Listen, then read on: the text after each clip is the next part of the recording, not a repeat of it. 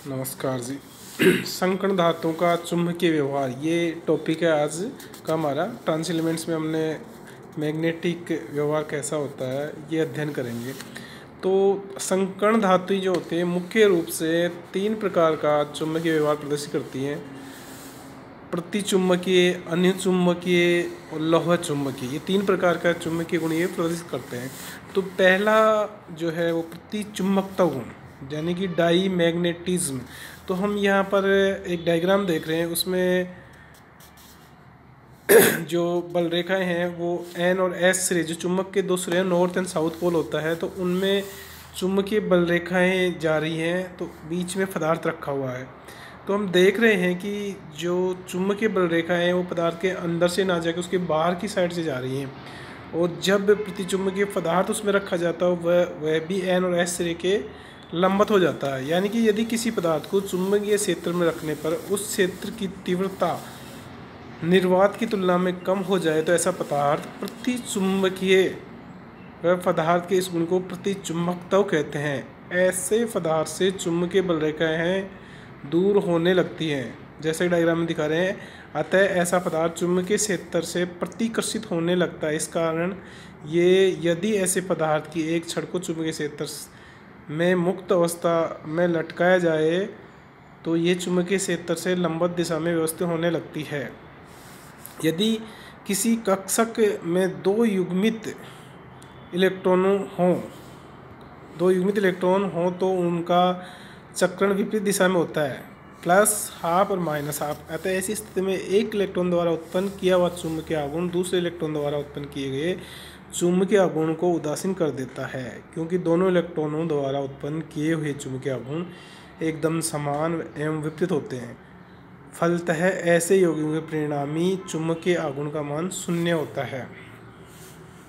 प्रतिचुंबकत्व का गुण प्रत्येक पदार्थ में पाया जाता है, क्योंकि यह युग्मित इलेक्ट्रॉन का गुण है और युग्मित इलेक्ट्रॉन प्रत्येक पदार्थ में होते हैं। लेकिन यह प्रदर्शित केवल उन्हीं पदार्थों में होता है जिनमें केवल युग्मित इलेक्ट्रॉन हों, क्योंकि जिनमें युग्मित इलेक्ट्रॉन भी होंगे उनमें अनुचुंबकत्व का गुण आ जाता है। तो यानी कहने का मतलब ये है कि जिसके अंदर अयुग्मित इलेक्ट्रॉन नहीं होते, केवल युग्मित इलेक्ट्रॉन ही होते हैं, वही प्रतिचुंबकीय व्यवहार प्रदर्शित करते हैं।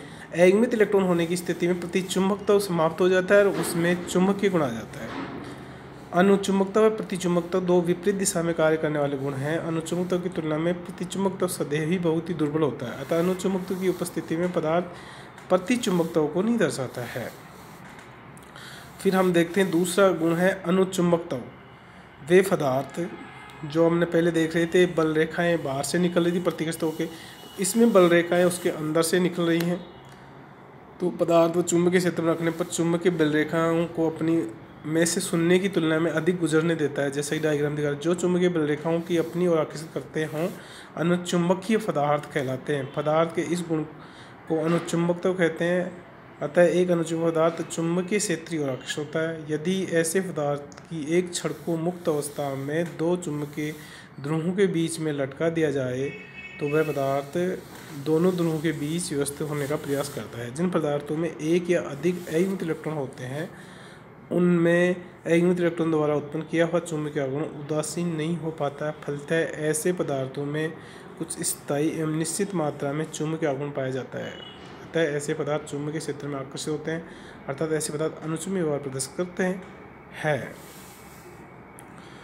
अनुचुंबकीय अणु स्वयं को एक आदर्श स्थिति में अविन्यास करने के लिए मुक्त होते हैं। इन अणुओं भी दो प्रकार के कार्य करते हैं। एक चुंबकीय क्षेत्र मैग्नेटिक फील्ड H, जो कि अणुओं को विपरीत दिशा में व्यवस्थित करने का प्रयास करता है। दूसरा ऊष्मीय ऊर्जा KTP, जो कि अणुओं को बेहतर करने का प्रयत्न करता है। फिर तीसरा फेरोमैग्नेटिक लौह चुंबकत्व। पदार्थों का यह गुण अनुचुंबकत्व का ही एक विस्तृत रूप है। कुछ पदार्थ ऐसे होते हैं जिनमें अनुचुंबकत्व गुण अत्यधिक होता है। ऐसे पदार्थ को चुंबकीय क्षेत्र में रखने पर उनके एक स्थायी चुंबकत्व आ जाता है। इस गुण का प्रदर्शन कुछ ही पदार्थों द्वारा किया जाता है, जैसे आयरन प्रमुख होता है। इसी कारण से गुण को फेरोमैग्नेटिक पड़ा है, मतलब कि लोहे के कारण इसका जो नाम फेरोमैग्नेटिक पड़ा है। और ऐसे पदार्थों को फिर चुंबकीय पदार्थ कहा जाता है। फिर वैसे निकलता है कि किसी तत्व में एक इलेक्ट्रॉन विद्यमान रहते हैं, उनमें अधिकांश तत्वों में अनुचुंबकत्व पाया जाता है, जबकि कुछ तत्वों में फेरोचुंबकत्व पाया जाता है। किसी पदार्थ में अनुचुंबकत्व की आवश्यक शर्त है उसमें अयुग्मित इलेक्ट्रॉनों का होना। और किसी पदार्थ में पराचुंबकत्व होने के लिए युग्मित इलेक्ट्रॉनिक अतिरिक्त अग्र शर्तें होती हैं। ऊर्जा पट्टियाँ संकरी होनी चाहिए। दो इलेक्ट्रॉनों का अंतर परिवर्तन से संबंध ऊर्जा को एक्सचेंज इंटीग्रेशन कहते हैं। एक्सचेंज इंटीग्रेशन मान धनात्मक होना चाहिए। परमाणु एक दूसरे से बहुत अधिक दूरी भी नहीं होनी चाहिए। इसमें आयरन, कोबाल्ट और निकेल जैसे धातुएं पाए जाते हैं।